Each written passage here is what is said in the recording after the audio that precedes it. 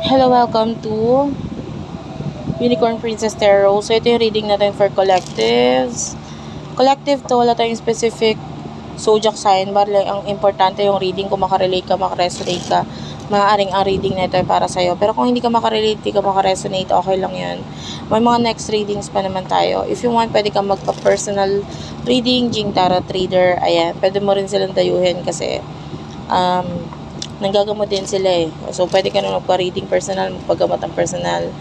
Anything na gusto mong ipagawa, ay pwede mong sabihin sa kanila. So, anyway, may makaka-avail ka rin sa kanila ng paswerte, pangontra, at pambigay ng protection, yung mga anting-anting. So, anyway, this is for collectives. Kapalaran sa pag-ibig. You do have here the Chariot and the 9 of Coins. Okay, ang ganda ng unang energy mo. I can see na malayo yung mararating mo. You are already successful pero may ikaka-success ka pa with the Chariot. Nakikita natin tuloy-tuloy lang. And this is you. No one is going to stop you from achieving your dreams. With the Four of Cups, hindi ka sure na mararating mo yung bagay na yun actually sa ngayon. Pero alam mo yun, yung parang hindi ka sure pero nandun yung tinutuloy mo lang kung yung mga ginagawa mo. And then, I can see that you are loving whatever you are thinking here. So, minamanifest mo siya kasabay nitong actions mo dito. Minamanifest mo itong mga bagay na to na hindi ka sure kung kailan dadating. But I'm not seeing you na nagmamadali. Kung nagmamadali ka man dito, ito ay sa bagay na parang tingin mong clear na yung path. Kumbaga, maayos na yung lalakaran. So, ginagawa mo lang yung best mo regarding dito sa bagay na yun. But I can see with the 9 of Coins that you are really being a successful person ngayon pa lang. So, nagtutuloy-tuloy yan. And no one is going to stop you. And with the 4 of Cups, I can see you thinking about something na mahalaga sa iyo ngayon, which is regarding stability, career. For some of you, you're still thinking about your past, which is your soulmate. And nakikita natin na pwedeng nag-end na yung kung ano man meron sa inyo with the Tower and the 10 of Swords. So, talaga nag-end na. And pwedeng umiiwas ka na ngayon. Yeah, the Death card. So, maybe there's an ending sa inyong dalawa ng person na nakakonect mo ngayon. I can see Taurus, Virgo, Capricorn, Cancer. Energies. By the way, energies lang yun. But for some of you, that is the zodiac sign of you. That is your zodiac sign or your person's zodiac sign. So, kunin naman natin yung main energy niya. Since this is collective, wala tayong specific zodiac sign. Four of Swords, okay, wala siyang ginagawang actions or whatever, pero lagi kanyang iniisip. I feel like may mga decision siya kailangan gawin, but, hindi siya gumagawa ng decision. The 8 of Coins, this person is focusing sa kanyang career, pero parang baliwala lang yung career niya kasi wala naman siyang. I feel like you're dealing with a single person. Yeah. Ang person na ito, nagfo-focus siya sa kanyang career. Masaya siya para sa mga nangyayari sa family niya. You can see a lot of happy or good news pagdating sa family niya. So, this person has a lot of love for you. Pero, yun nga, hindi niya maibigay yung love na ito sa iyo ngayon kasi with the Emperor and the Wheel. So, marami siyang kinakaharap ng mga pagbabago ngayon. This person really do love you and really do likes you. Nakakita ako ng communication sa inyo, maybe kung hindi ngayon, in the past. Magandang communication. So, in the past. Kung hindi ngayon, in the past. So, anyway. Ano yung mga nasa isipan ninyo ng person na ito? Ano yung mga nasa isipan ninyo? I feel like this is your soulmate. Pero parang, wala. Someone here is also mahilig sa tulog. So, I don't know if that is you or your soulmate. This is a soulmate reading. Ang lakas ng energy ng soulmate yan. Yeah, the 10 of Wands, you're really moving on. You're really ending whatever ang meron sa inyo na person na ito. And yun yung nasa isip mo. The Hermit is your Virgo energy. So, you feel like okay ka naman kung nasaan ka ngayon and you no longer need this person. You are the Emperor here.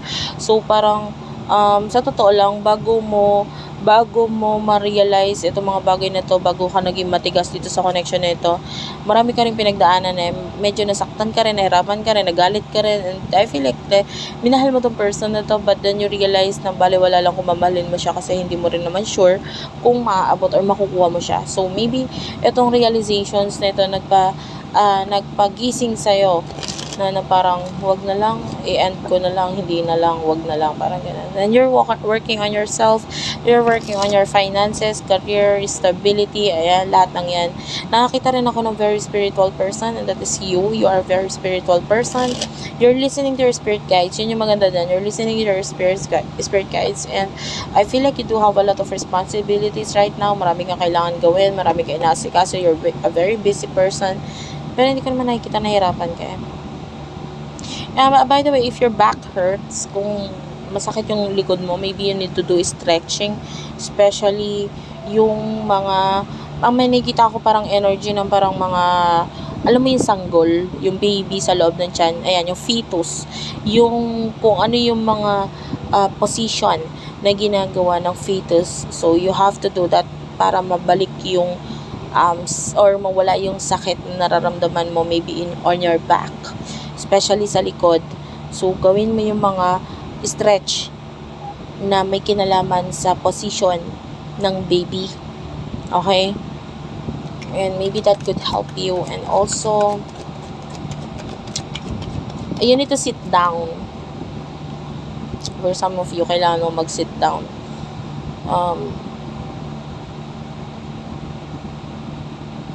You do have your Three of Cups, the Nine of Wands, Queen of Swords, yeah, especially yung iba sa inyo kung lagi ka nakatayo. Maybe from time to time, kailangan mo rin umupo, or maybe hindi pa sanay yung katawan mo sa ganun, kaya sobrang sumasakit yung katawan mo. But anyway, okay lang yun. Three of Cups, this person think that you are his or her friend, na pwedeng kinakat off niya or iniiwasan niyang magustuhan ka, iniiwasan niyang, kasi nakikita niya yung mga challenges sa inyo dalawa eh. It's weird. But anyway, ang nasa isip ng person mo, kaibigan kita. Parang lagi niya tinatatak sa isip niya, kaibigan lang kita. Parang ganun. Pero, in denial yung person mo regarding something. With the Queen of Swords, nakikita natin na, alam mo yun, pinuputol niya or kinakat off nga niya yung pagkagusto niya sa'yo with the Star. This is like pagkagusto na nararamdaman sa'yo ng person mo. Pero, parang sa isip niya, hindi kita pwedeng gustuhin. Anyway, ano yung emotions? Ano yung emotions dito? Parang gusto rin ng person nito na makapag-reconcile sa'yo. Pero, maybe as a friend, ganun. Basta may friendly energy na. I can see yin and yang. For some of you, this is a twin flame connection. Nakakita nga pala ako ng stockings. I don't know kung may suot ka ba stockings ngayon or nag-iisip ka bumili ng stockings. Anyway, so, emotions, ano yung totoong emotions na nararamdaman ninyo sa isa't isa? You do have your Three of Life, the Knight of Swords, and the Palace of Cups. The Five of Swords is here. The Fool is also here. That's on your side. And then sa side ng person mo, ano yung emotions na nararamdaman niya for you, Spirit Guides, Angel Guides. You do have your Judgment, the Strength card. That's two major arcanas. Bottom of the deck is the Seven of Wands, and then may isa pang card, guys.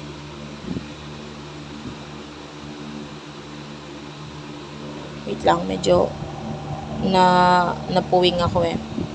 Anyway, you do have the Magician. So, I told you yung person nito is being a fool. No? Nakikita natin na you are also being a fool right here. Nandito yung Fool card. Tas puro major arcanas, guys. Magician, Judgment, Strength card, and then the Fool card is also here. That's major arcana. And with the Seven of Wands, nakikita natin na parang pinipigilan nyo yung connection sa ngayon.